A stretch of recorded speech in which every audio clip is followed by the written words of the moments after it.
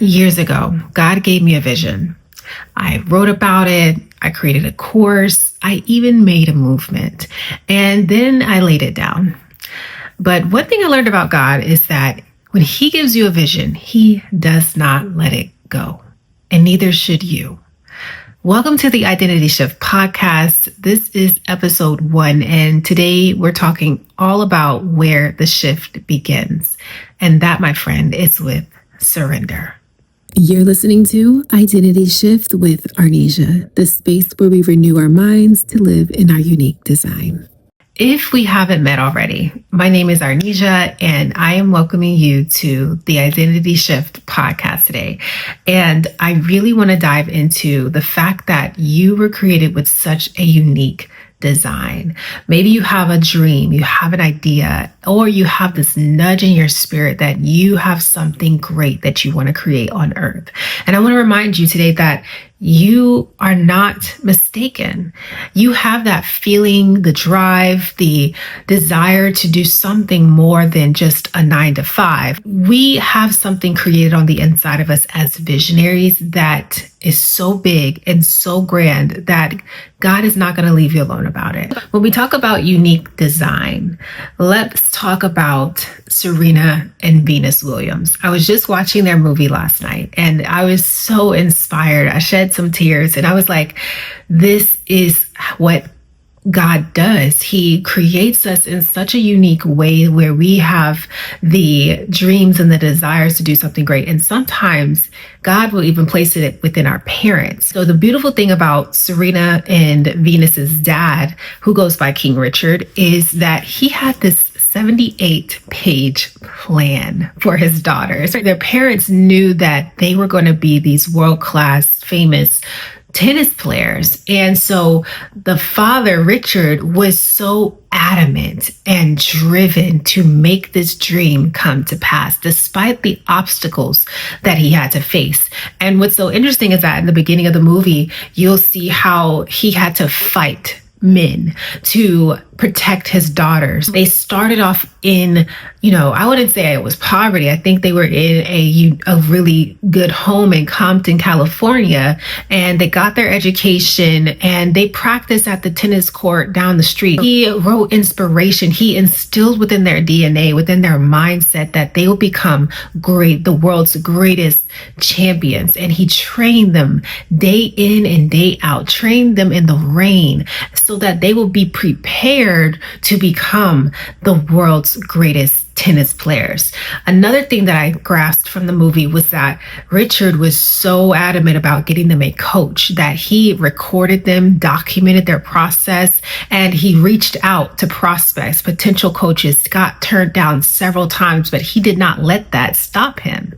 And I love the fact that this movie came just in perfect time, because I believe that when God gives you a vision and a dream, you'll do whatever it takes to get that dream to come to pass. But what happens when we decide to stop? Okay, let's talk about that part, because that is something that I've had to personally experience. And I know that if you're watching this podcast episode or if you're listening to it from a different platform, I believe that you will understand that there is a pause in your life. Maybe you have given up on your dream. Maybe you have said, you know what, this is too much. This is too much pressure. I just want to get back to normal. Whatever it may be, I believe that there is a pause where you are right now. This pause is a sacred pause. It is a pause that is just temporary. When I went through my pause, let's start back 4 years ago. I was transitioning from Atlanta to move back home, right? I had a dream to live in Atlanta. I was doing full-time entrepreneurship there, helping authors to publish their books and brand themselves online. And I got to a point where it was just things were not working out. It wasn't working out for me financially, and it just wasn't making sense for me to continue in the mindset that I was in. I stopped believing in myself. I was burnt out and tired. And so coming back home 3 years later, I'm in a place where I am able to produce again. So going back to that space where I paused, I had to, like, just transparently let you know, I had to find myself again. I denounced my faith in God, in Christianity. I went through some mental battles. I just experienced some things, unlearned some things just so that I can get to where I am today. And thank God that he was still with me during that pause, because during the pause, I was able to find myself, understand some things about the mindset and psychology, and get some grounding. Ultimately, I have put myself in a place where now we're getting back up and we're getting back rolling. And is it hard? Yes, it's hard to get back to that place, because I did have to fight through the mindsets. I had to believe again, go back to church, surround myself in community. I had to believe in myself again. It was a lot of pouring into me that I needed in order to get to belief again, to even launch and birth this podcast. When you are in this pause, it takes some time to get back to yourself. Maybe you're in a place where you feel like you're just tired, you're burnt out, you've been trying to work the jobs and the jobs aren't working. You've been trying to create and the creativity is not lasting. You have this idea, but you're like, man, this is just not it. This is not going to work. You're doubting yourself. You have imposter syndrome. Whatever the case may be, there's a mindset blockage that you're experiencing in the pause. And we want to get you to a place where you're out of this pause, you're able to function again.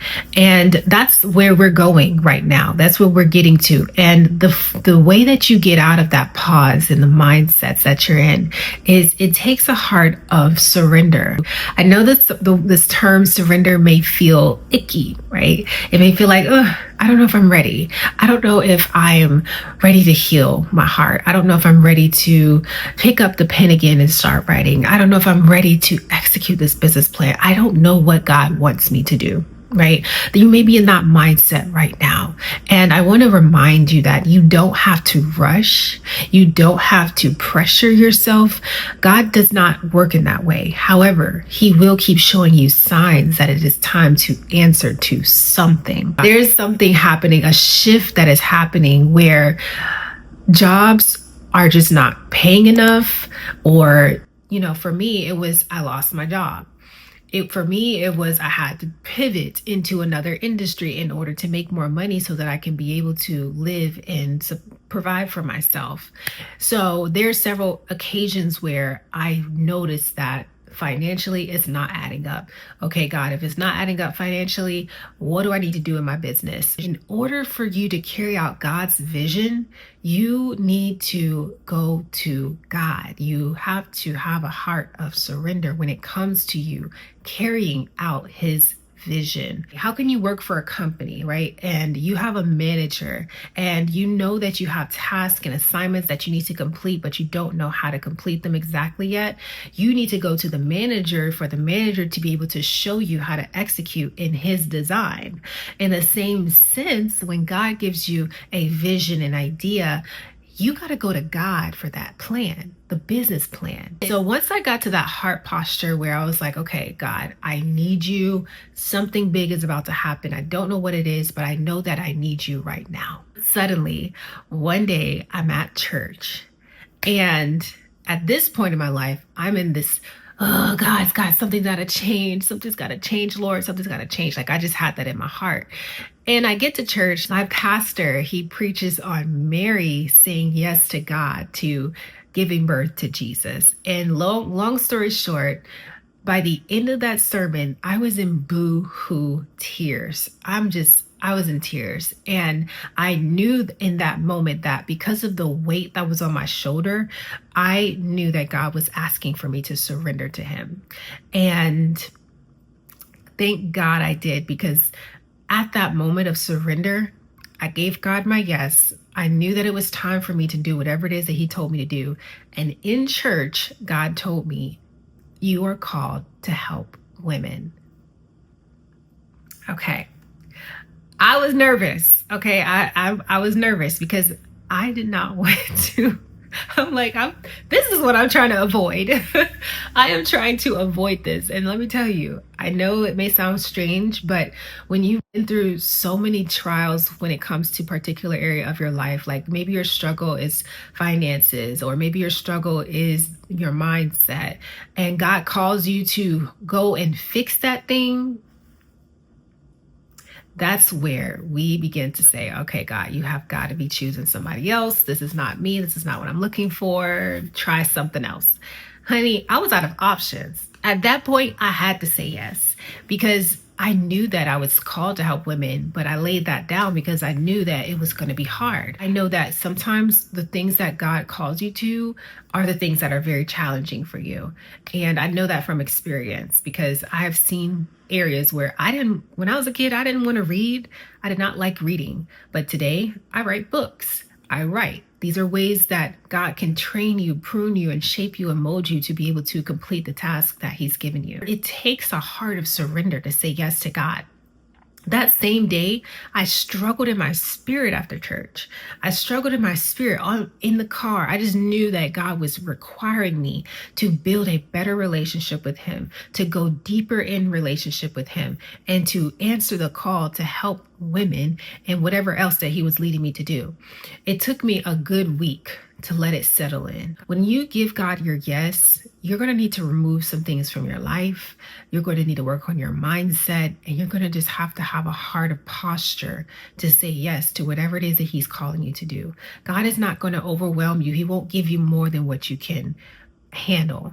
And for me, it took me a few weeks to get back to the place where I am today, where I'm like, okay, I'm in the mindset, I'm ready. And so I took 7 days to pray and fast. That is when the Identity Shift podcast came to mind. The Identity Shift podcast came when I was in prayer, and it came so loudly. I was on my 5th day of fasting and praying, and I just heard in my spirit, Identity Shift podcast. And I was like, okay, we gonna launch a podcast, okay? Because Identity Shift never left me after those 4 years of laying it down. I continue to write about it. I continue to watch others talk about it. And what's funny enough is that the thing about the Identity Shift podcast is that when you're shifting, your shift is so unique and it's so beautiful. And I want to break down the power of the shift. The power of the shift is when you surrender your heart in faith and trust God. I created the acronym Surrender Your Heart in Faith and Trust God, because I knew that in order to shift, it does take a heart of surrender. There's a book in Isaiah where God talks about how upset He was about Israel and their decision to turn their back against Him. So they're sinning, they're in a place where God is displeased, and God's like, I'm going to destroy this nation. In the same chapter, God is like sharing how angry He is with His people. But as you move towards the end, He also shares that He's also wanting to restore them. And what's beautiful about that is that when it comes to your heart of surrender and what God is calling you to do, you may be in a place right now where you are experiencing the worst, and you're like probably thinking God is against you, or you may just be experiencing turmoil, frustration, whatever it is. God is asking for your heart. He's asking for your position. He's asking for your posture, your heart of surrender, because in order for you to see a change in your life, and walk in the unique design that God has given you, He is requiring your heart of surrender, because He has promises to fulfill for you. The challenges that you're facing right now, it requires your yes to God, because God is going to give you the strength to carry out His promises. When I was reading that book in Isaiah, I realized that not only was God angry, but He also has compassion and He has grace, and He reminds us that He will strengthen us and give us life again and put us in position. All we have to do, all He's asking for, is a willing spirit, a willing heart. And that speaks to the shift, surrendering our hearts in faith and trust God. So that is why we're creating this movement, because I believe that in any place of our lives, whatever it is, we're all experiencing something. We're all experiencing something that may be discomforting, maybe discouraging. And it is my duty, it is my anointing to be able to talk to people and bring them out. I've always been an encourager, always like to have peace, like to put things back into its proper place. And baby, we using this gift. Okay, I ain't finna sit here and keep playing around and thinking about what I'm supposed to do. It's to help people. So I'm here to share with you that if you're in a place in your life where you're like, I need a shift, I need a change, we're walking into 2026 with the mindset of I give my life to God. At this point, we're not playing around, we're not waiting around on it. No, we're giving our lives to God and knowing that God has a promise to fulfill. The vision that God has given to you is with a unique design that is meant to leave an impact on this earth. And one of the things I want you to realize is that when God created human beings, he created them with permission to be fruitful and to multiply. So if you find yourself in your life where you're not multiplying what God gave you, you're not operating in God's vision. We talk a lot about the vision that we have, but are you multiplying? Are you fruitful? Are you being a blessing to others? If you're not, this is probably why you feel a little bit frustrated.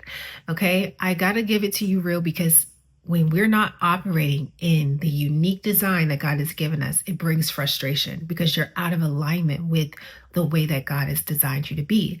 When you're driving your car and you notice your car wheels are out of alignment, you start veering to the left or you're veering to the right, something's not working. And if your car is out of alignment, it also affects the inward tires of your car. And when your car's tires start wearing out, then you got to go buy new tires. And that's probably going to be like $400. And we don't want that effect to keep trickling through our lives and creating ripple effects of problems. So if you're in a place right now where you know that God is calling you to higher, he's calling you to greater, it is not going to be able to be done in your strength. You need the strength of God. So I invite you today to surrender your heart in faith and trust God. Whew. I know that was a lot, but here's where we're going to settle in. Let's recenter ourselves right now, okay? Today we talked about surrender and why God wants your willing heart.